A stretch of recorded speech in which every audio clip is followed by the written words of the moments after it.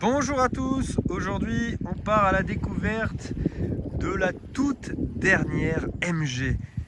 La marque anglaise revient depuis 2 ans, vous le savez, sur le marché européen avec une gamme de SUV électrifiés. Le dernier modèle en date, c'est celui-ci, le Marvel R, un SUV familial de 4,67 m, 100% électrique et au look, comme vous pouvez le voir, assez original. Marvel pour Marvelous, merveilleux en anglais, rien à voir avec la franchise des super-héros. Et encore une fois, un dessin qui est assez travaillé avec ce bandeau lumineux qui prend toute la face avant, le logo MG d'ailleurs, qu'on est très content de voir renaître de ses cendres, des éléments assez particuliers. Là, vous voyez cette lame, et bien selon MG, elle est 100% en carbone. Voilà, sur un véhicule qui débute à 40 000 €, 34 000 € bonus déduit, c'est assez fort. C'est d'ailleurs son gros point fort, son prix, c'est le moins cher de sa catégorie. Voilà, on va pivoter pour vous montrer l'arrière.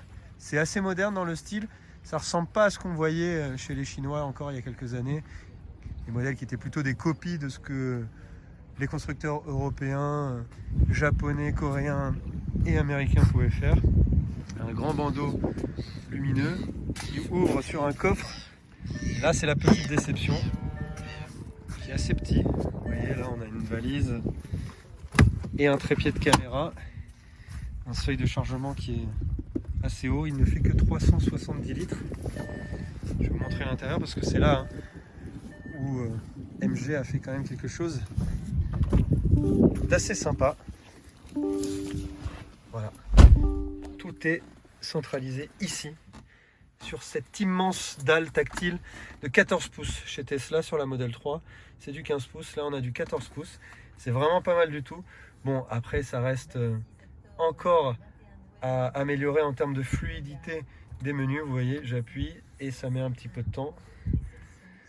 On me donne la température, on me donne le lieu, mais ça manque voilà, d'un petit peu de travail sur les menus. C'est lent, ça manque de vitesse. C'est assez moderne, sinon dans le dessin, vous voyez là, une instrumentation entièrement numérique et des matériaux qui sont pas mal, des plastiques moussés, des tissus, du cuir sur la sellerie et même quelques petits chromes. Voilà. Après, on a quelques détails qui sont assez particuliers. Vous voyez là des ajustages à revoir. Par exemple, le dossier du siège est posé directement sur le vide-poche central. Donc il y a encore quelques progrès à faire de la part de MG pour arriver au niveau des Européens. Mais franchement, en termes de présentation, eh bien c'est moderne, ergonomique et plutôt pas mal fichu. Qu'est-ce que je peux vous dire de plus? Ah oui, effectivement, ce qui nous importe aussi, c'est évidemment la mécanique. Là, on a la version performance, la plus puissante, 288 chevaux, transmission intégrale avec plusieurs moteurs électriques sur le train avant et sur le train arrière. Un 0 à 100 en 4 secondes 9 et une vitesse maximale de 200 km/h, pardon, pas 280 km/h. Voilà, pour un véhicule somme toute assez lourd, 1 tonne 9. C'est pas vraiment les performances qui nous intéresseront, mais plutôt son agrément de conduite. C'est très confortable, très souple, très doux en direction, en suspension. Ça tape un peu à basse vitesse et c'est pas franchement dynamique. Ça a tendance à sous-virer, à se vautrer un petit peu en virage, mais c'est pas ce qu'on lui demande. C'est un véhicule familial. L'autonomie est annoncée à 370 km grâce à sa batterie de 70 kWh. Nous, sur un parcours mixte, on a consommé environ 20 kWh, mais on n'a jamais dépassé les 90.